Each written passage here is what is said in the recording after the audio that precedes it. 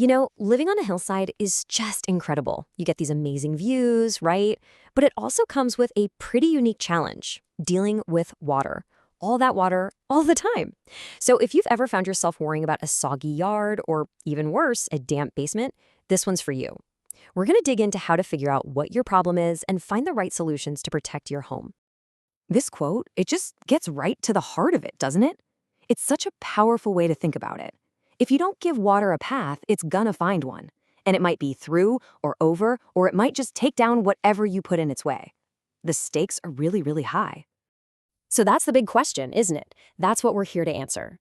We're gonna walk through, step by step, how you can diagnose what's happening on your property and then explore the best ways to keep your home safe, sound, and dry. At its core, the challenge is this constant battle between the beauty of your view and the raw physics of water and gravity. When water runs uncontrolled down a slope, it leads to erosion. It literally washes your property away, bit by bit. And over time, that can seriously threaten your home's foundation. Okay, so before you can fix anything, you've got to understand the problem. So the very first step is to become a water detective. You need to put on your detective hat and investigate exactly how water moves on your land. Because trust me, every single hill is a little bit different. So here's your first assignment, detective. You have to get out there when it's pouring rain. I'm serious. That's when your property is going to tell you all its secrets. You'll see exactly where water gathers, where it pools up, and where it starts carving little paths in the dirt. These clues are everything. They're the blueprint for your whole drainage plan.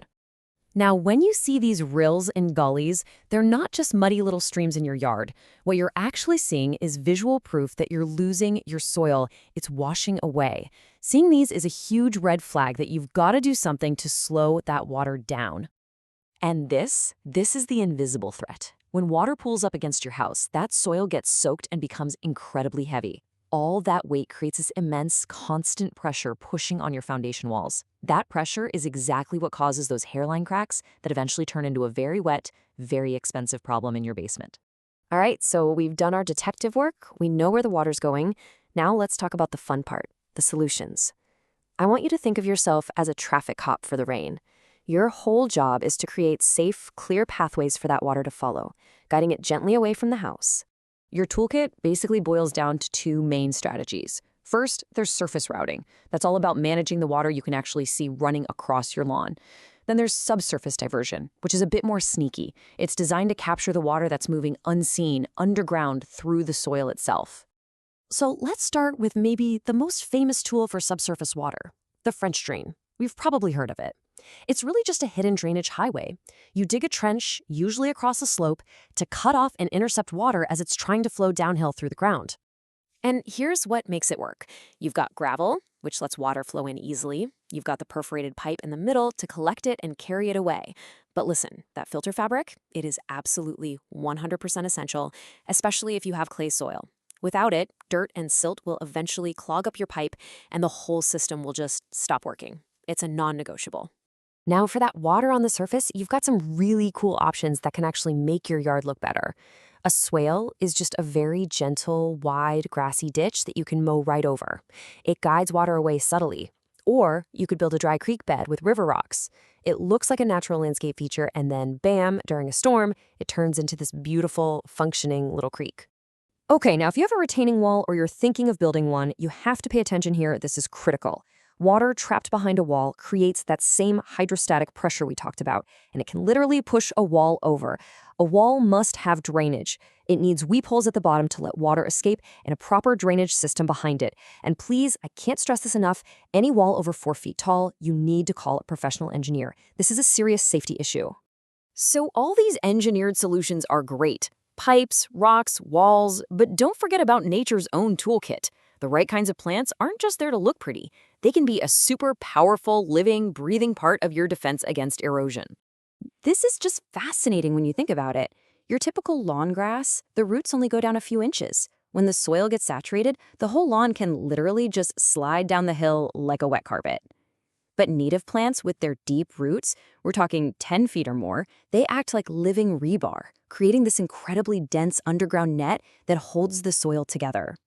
And here are just a few examples of some real superstars. Switchgrass is an erosion control champion with those ridiculously deep roots. A smaller tree like an eastern redbud is fantastic for anchoring a slope. And then a ground cover like creeping phlox forms this dense protective mat right on the surface. It's like a team working together. All right, let's get down to brass tacks. Before you grab a shovel and start digging, we need to talk about the practical stuff. The rules you have to follow, how much this might cost, and the fact that this is a long-term commitment. Now, this is a big one that people often forget. You have a responsibility to your neighbors downhill. The law in most places says you can't just collect all your water in a pipe and shoot it like a fire hose onto their property. The goal is to manage the water, not to create a brand new problem for somebody else. It's really just about being a good neighbor. So what's this going to set you back? Well, as you can see, it really varies. A simple swale or a dry creek bed might be in the $1,000 to $3,000 range. A professionally installed French drain is a bit more. And a retaining wall, well, that's a much bigger project. This just gives you a realistic ballpark for what to expect. So, can you do this yourself? Well, maybe. If it's a small, simple swale far away from your house, go for it.